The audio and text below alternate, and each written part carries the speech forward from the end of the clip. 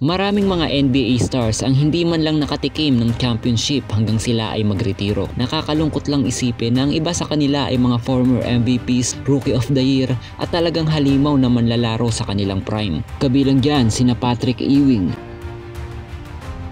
Karl Malone, John Stockton,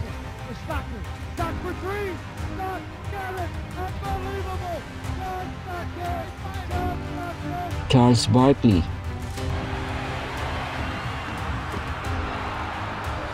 Reggie Miller,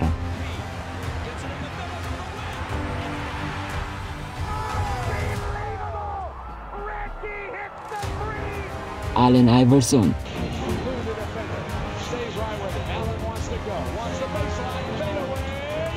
Steve Nash, Vince Carter,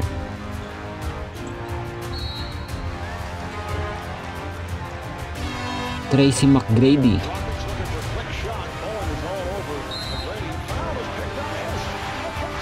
Derrick Rose,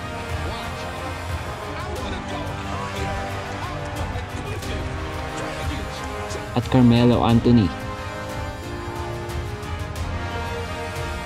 Kung nagustuhan mo ang video na ito ay huwag kalimutang mag-like, paki-follow na rin ang aking FB page o kaya mag-subscribe sa aking YouTube channel. Salamat sa panonood.